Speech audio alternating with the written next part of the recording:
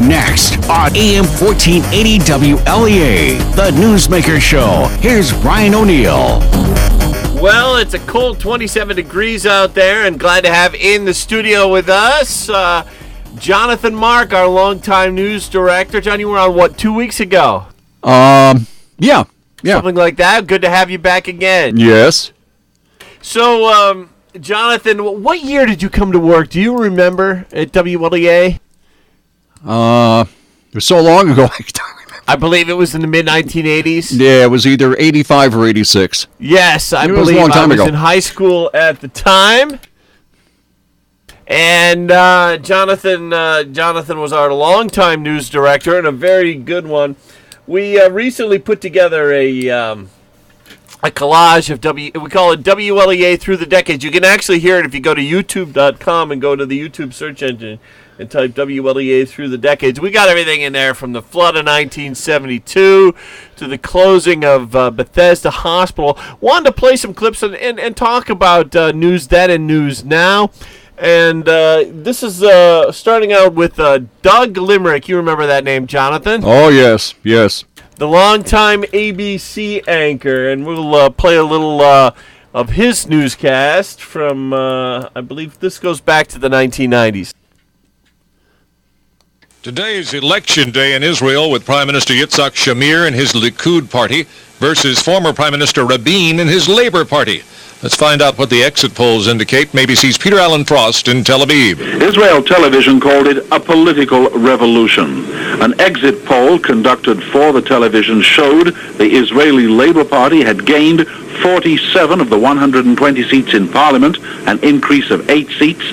The ruling Likud party under Yitzhak Shamir dropped 7 seats to 33. According to the projection by Israel television, the Labor Party should be able to form a government with little difficulty. Official results will start coming in during the night and will be published next week. But the coalition negotiations have already begun. Peter Allen Frost, ABC News, Tel Aviv. An ominous turn in South Africa. The African National Congress has announced it's suspending all political talks with a white minority government. Mob boss John Gotti's been sentenced to life in prison, and some New Yorkers don't like that. What do we want the judge? What do we want the judge? Hundreds of Gotti supporters staged a rally outside the courthouse in Brooklyn today. This man said he's a friend of Gotti. John Gotti got a raw deal. And I'm an American citizen, and I voice my opinion when I see something wrong. And it's wrong, because if your name ends in a vowel, you get what's not coming to you. So a little news clip there, Jonathan, from the 1990s. Yeah, I'm a friend of John Gotti's. Yeah, hey, I'm American, Great stuff. But Doug Limerick had a wonderful voice. He had a great delivery. There was a lot of authority behind his voice, and I wonder why he quit when he was at the top of his game. I think it was age. He's been around forever. He sounded that way as a kid. I'll tell you an interesting story about Doug Limerick. I was working in radio in Macon, Georgia, as I've talked about before, and this was in 2004. So our music programmer, and this was for Cumulus Radio, B95.1 in Macon, WNBG. So our music, our head programmer in Atlanta was a guy named Jan Jeffries, and I had an opportunity to talk to him on the phone one time. I said, gosh, you sound like that ABC guy, Doug Limerick. He said, funny you mentioned that. I've worked with Doug Limerick when he first started in Chicago for ABC Radio in Chicago, and he was only like 16 years old, but he sounded like he was 45 at the time. And I said, Jan, you sound so much like Doug. Well, your voice hardly ever changes. It gets a little shaky maybe in your 90s or something, but really for the most part of your life, it doesn't really change all that much. Kevin Dorn was another example of that. Oh, yes. He had that, people say it was a deep voice. It was a booming voice. Yeah, he had it was a booming voice. Booming sound. He sounded really good on the air. Yeah, they say he said this too, that was the way he sounded in high school. And that's all. Kevin sounded in real life the way he sounded on the radio. Same exact thing. Exactly the same thing. And he had a wonderful baseball announcer. If anybody was ever born with a baseball announcer's voice, that was Kevin. Yeah, he didn't do a lot of that, but when he did a great job. Yeah. Excellent voice. So we're talking about news today with Jonathan Mark here in the studio. Jonathan, you had some newspaper experience. I believe it was California, but most of your news experience was around this area. Here, yes. Can't hold a job.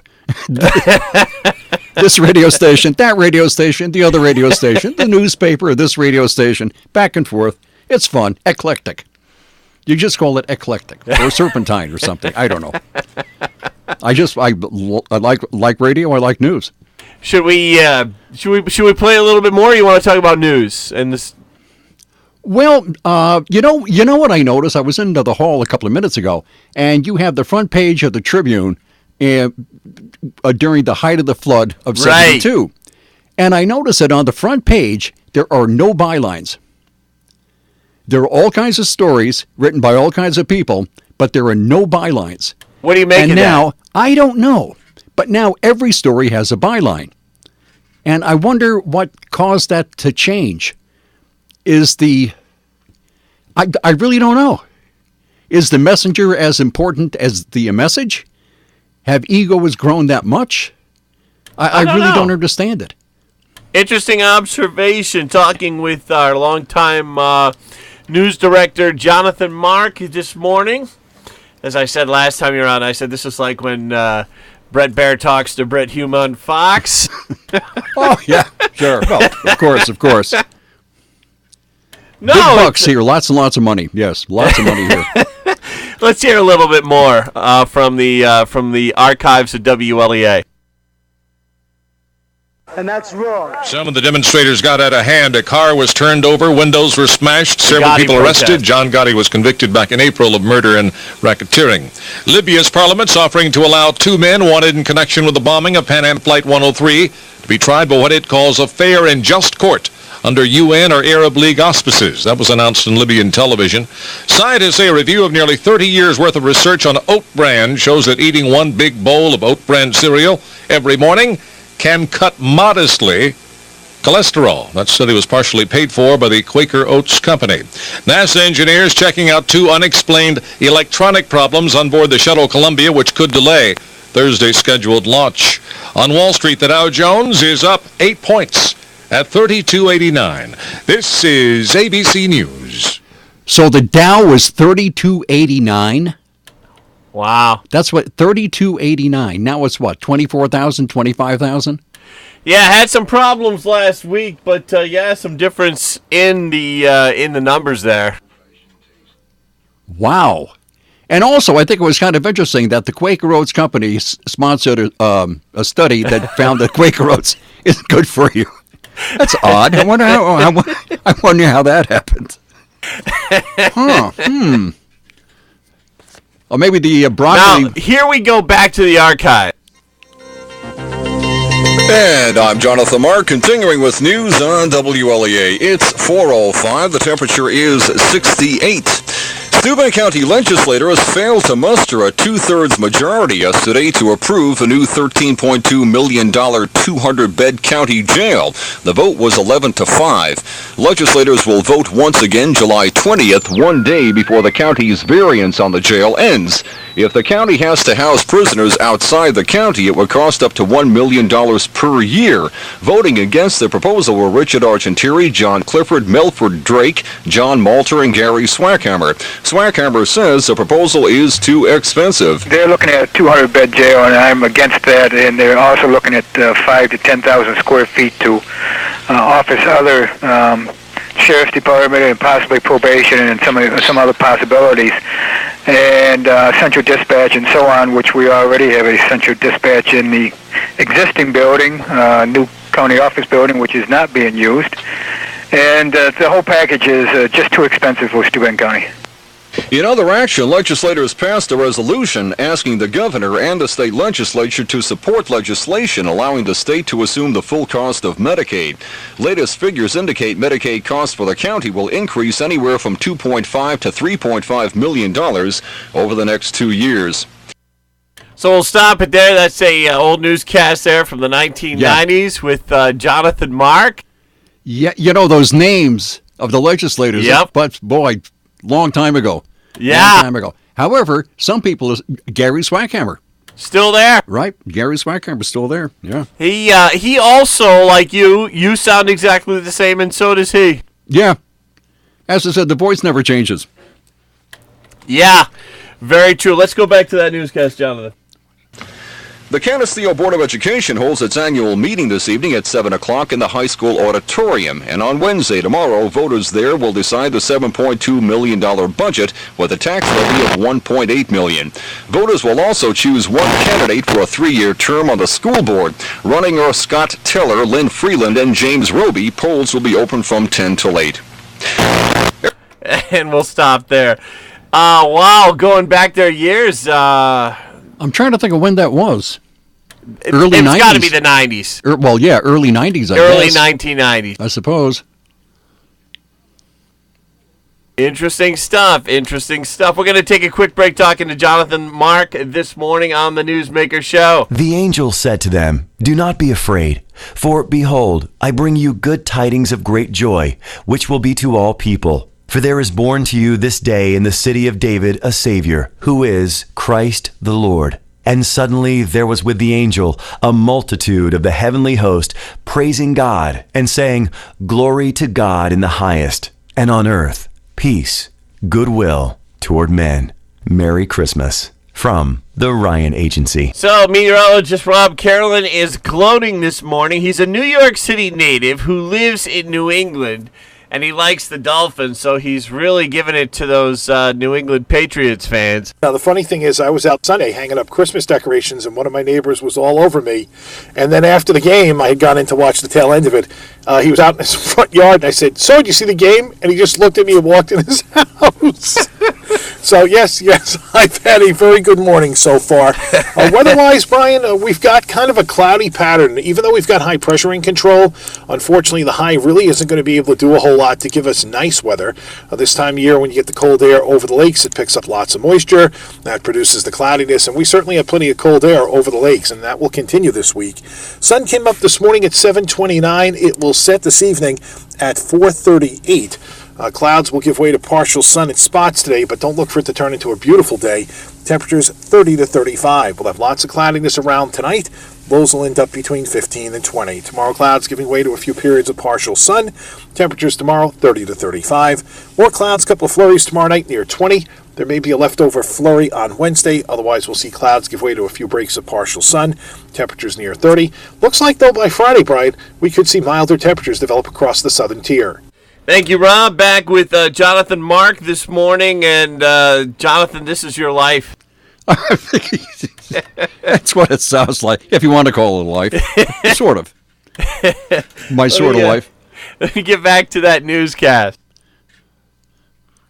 Voters will also choose one candidate for a 3-year term on the school board. Running are Scott Teller, Lynn Freeland, and James Roby. Polls will be open from 10 till 8. Everyone is invited to an open house tomorrow at the new pool in James Street Park in Hornell. The open house will follow the official opening ceremonies at 5 o'clock. State officials will be there, and Hornell Mayor Sean Hogan says it's a project the entire city can be proud of. The pool opens officially on Thursday. The Common Council has approved a 10-cent admission charge to the pool to be set aside in a trust fund to cover expenses. Hogan says the 10-cent charge is not a revenue raiser but a gesture and a lesson in fiscal responsibility for young people. Lieutenant Governor Stan Lundeen says there needs to be a fundamental change in the state's youth education. A governor's task force headed by Lundeen recommends students should have work experience included in the school curriculum for a high school diploma. Any action accepted from the task force must first receive legislative approval and the go-ahead from the State Board of Regents. The State School Boards Association, however, opposes those recommendations. Now, that's a few interesting stories there, Jonathan. The pool, when it was new back in the 1990s. Yeah. There was one time, speaking about the Veterans Park at James Street is what it's called now, right? Yeah. Well, back then it was James Street Park. And I mentioned there was some story where I had St. James Hospital. So instead of saying St. James Hospital, I said St. James Hotel. Which brings up a whole other thing. So I called St. James Hospital the St. James Hotel, which was kind of cute. St. James officials weren't too awfully pleased. I called it a hotel. Oh, boy. Nonetheless. Anyway, I was thinking, too, is that newscast is so long. Yes. Is that I had no time constraints except at 1, 2, and 3 o'clock in the afternoon. Right. But I had unlimited time to do news, and you don't. This is true. You are constrained because you're up against the clock. More headlining now. Right. You have Brian Kilmeade, you have Rush, and you have Sean Hannity. Yep. So you have these, or even in the morning. Bigger news days, I get out of it, or I get out of the national news early. On really big news days, but for the most part, yes, it is short. It is quicker than it was. Yeah, but, as I said, I had all this time. If I wanted a 10-minute newscast, or there were some times at 8 o'clock I could have a 20-minute newscast. Yeah, that's a big difference from the 80s and 90s. And you know what else is a big difference? What? Now that we have news online, and now that we have internet news, which we didn't have back then. Right. Nobody calls up and says, did you read my name on the radio? Or you don't have politicians calling up and say, did you get my quote right? Because it's all there on video, online. Right.